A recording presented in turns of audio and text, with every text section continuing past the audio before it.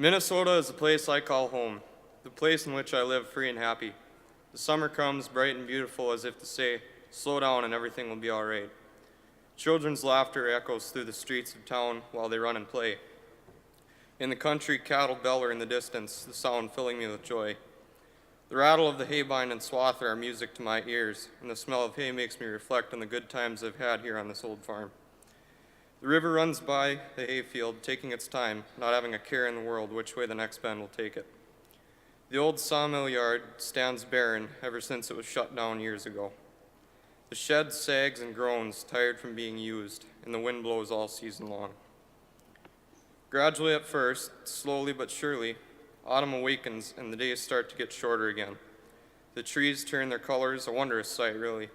The contrast between the deciduous forest and the evergreen trees still takes my breath away, though I've seen it almost 17 times. The river fills up with dead leaves, making the stream look like an ocean of red, yellow, and green. I take the dog deep into the woods to hunt grouse and search for this year's deer hunting hotspot. The dog sniffs out a grouse and lets out a yowl,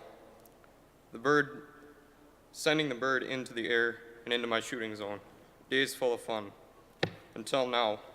Winter rears its ugly head, making the fun times scarce and bringing in a scornful blizzard, which rages forever and ever, whiting out the ground, taking hopes and dreams of the wondrous warm days and crushing them underneath its giant, horrid feet. The night wind howls constantly like a ravenous pack of wolves, clawing at the old house, threatening to take it down piece by piece. Then old Minnesota calms herself down and relaxes while her inhabitants enjoy a few days of calm, warm weather. Where it gets so warm and the sun shines so bright in the compacted snow, sunburn is inevitable. This awful season drags on until finally a new time has come. Spring is finally here again. It all starts with the geese coming back. Their triumphant call is heard for miles.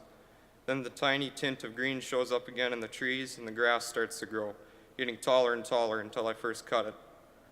At night, the cool breeze blows while I listen to the frogs calling back and forth to one another. And I sit with the spotlight, ready to shine any deer that come onto the field so I can see how many we have this year.